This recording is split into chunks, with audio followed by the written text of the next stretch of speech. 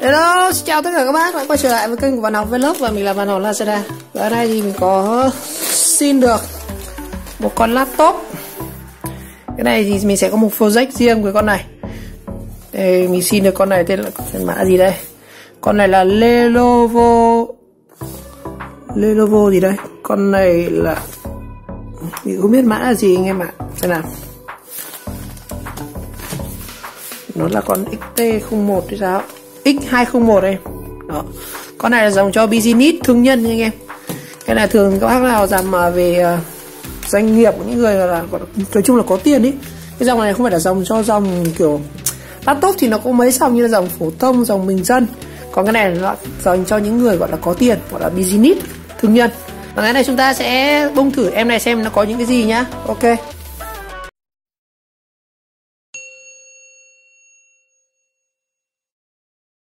Mình thử bật xem nó lên như thế nào. Nhiều khả năng là ngỏ anh em ạ. Ngỏ, không lên gì. Bây giờ đi kiếm cái sạc cho em này đã nhá. Ok. Bây giờ chúng ta đi kiếm cái sạc nhá.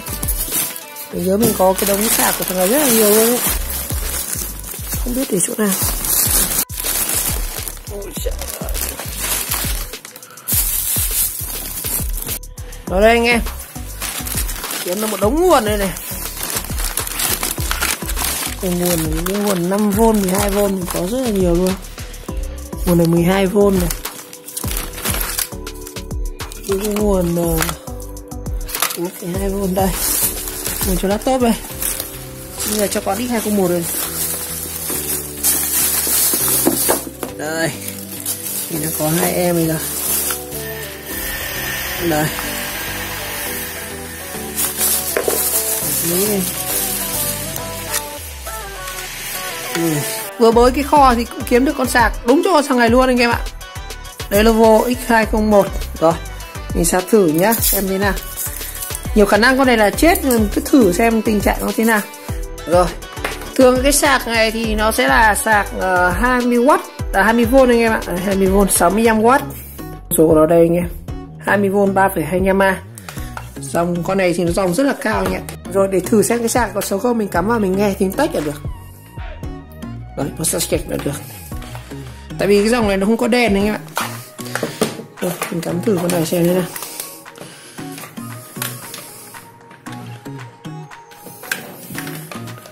Ô, nó mới báo lên đèn nguồn này. Ô, vẫn có đèn này. Có nguồn không hình.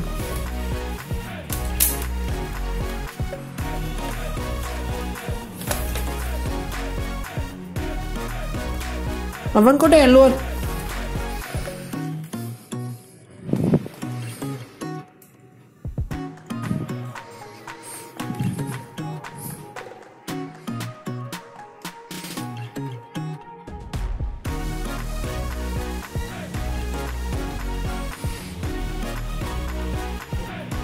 Nó nháy đèn webcam nhưng không lên gì.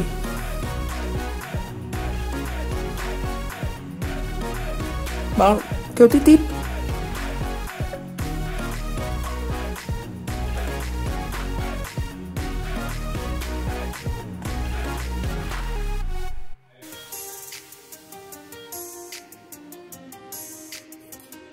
Như vậy nó lên nguồn mà không lên hình các bạn. Mình sợ con này nó chết về gà.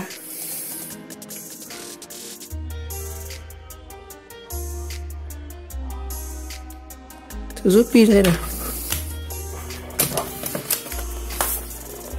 Con này có nguồn nhưng không có hình.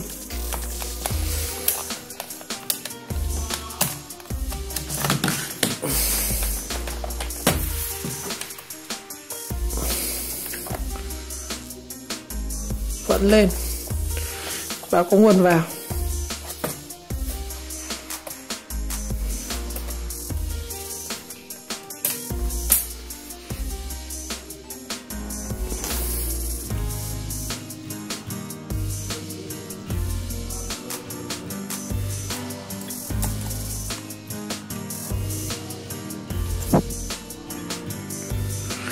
Mình thử thay thử RAM xem thế nào. Ô, con này nhiều khả năng vẫn có khi cứu được anh em ạ. Mình thấy thì nó tít tít thôi.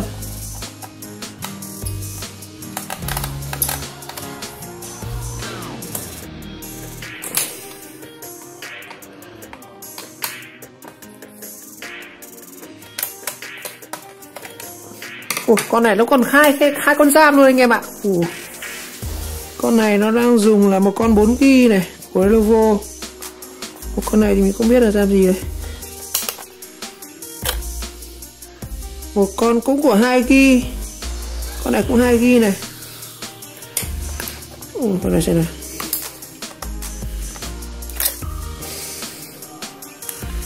Khe giam mới luôn.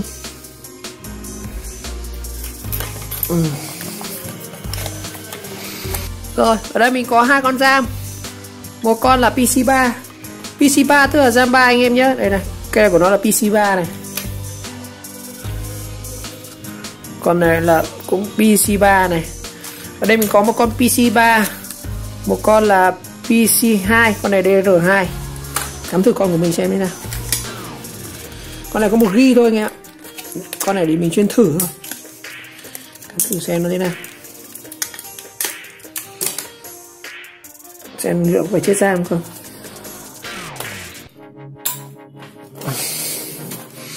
Thường là chết, ít khi nó chết cả hai con RAM, nó chỉ chết một con thôi anh em.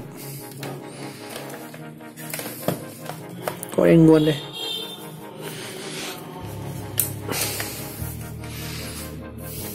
Nó báo đèn không khiếp gì.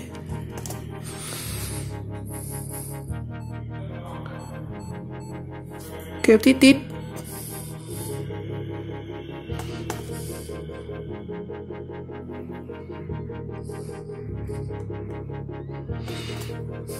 Không được.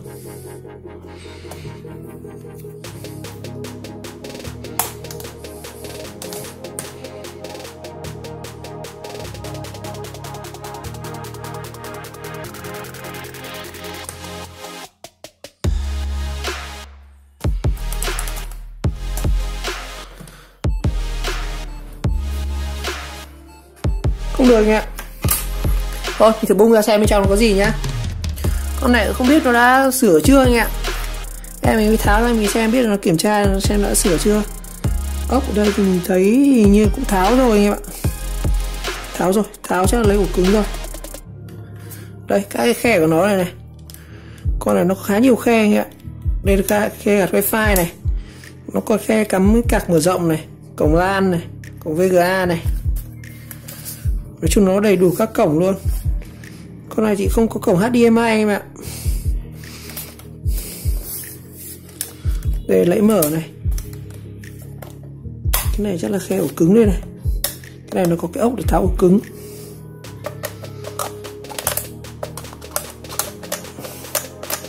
Cái Business này nó cũng khá là xịn đấy.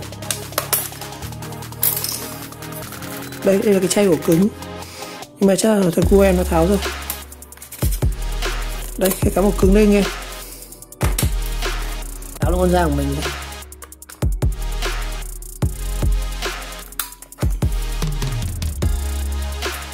Rồi. Bây giờ tháo bung ra xem bên trong có gì nhá. Loa mình thấy nó dính cái ghim này anh em này. Loa nó dính cái ghim gì ở đây này. Thôi cái này chỉ phải tháo bung ra thôi. Rồi mình sẽ tháo bung con này nhá để xem bên trong thế nào.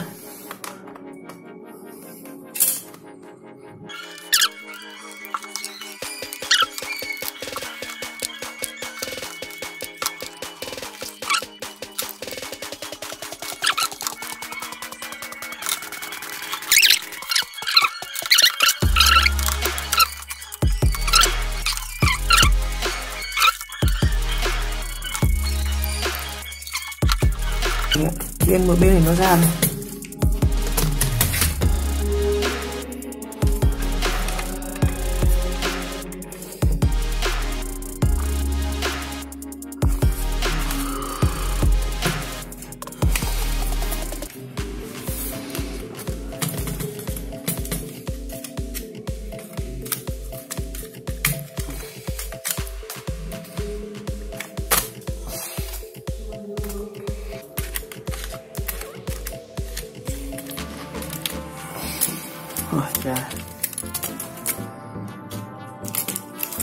Rồi, rồi mình tháo bung được cả mảng ra rồi.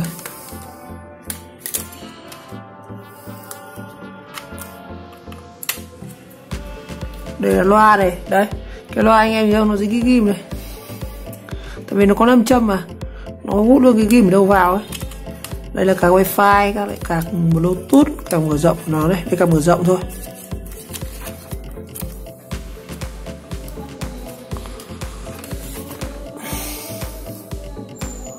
Mình tháo hẳn con này ra xem như nào nhé.